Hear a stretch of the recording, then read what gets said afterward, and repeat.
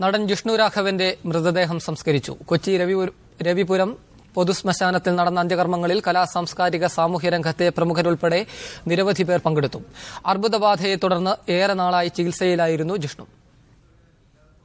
രാവിലെ 8:15 ജിഷ്ണു മരണത്തിന് കീഴടങ്ങിയത്. മരണവാർത്ത അറിഞ്ഞ് ചലച്ചിത്ര സാംസ്കാരിക മേഖലയിലെ നിരവധി പേർ കൊച്ചിയിലെത്തി. മമ്മൂട്ടി, ജയറാം, നിവിൻ പോളി, കമൽ, ഫഹദ് ഫാസിൽ, രഞ്ജിത്ത്, മേജർ രവി, ഹൈബി ഈഡൻ തുടങ്ങിയവർ രാവിലെ തന്നെ ആശുപത്രിയിലെത്തി.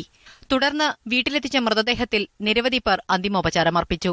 രവിപുരം ശ്മശാനത്തിലാണ് അന്തിമോപചാര ചടങ്ങുകൾ നടന്നത്.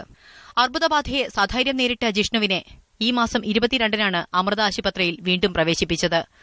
ഐസിയുലായിരുന്നപ്പോഴും ജീവിതത്തിലേക്ക് തിരിച്ചുവരുമെന്ന് പ്രത്യാശ കൈവിടാതിരുന്ന ജിഷ്ണുവിന്റെ വിയോഗം കലാസ്നേഹികളെ വല്ലാതെ വേദനിപ്പിച്ചു.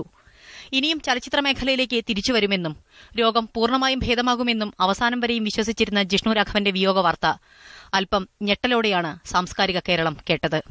News desk, media 1.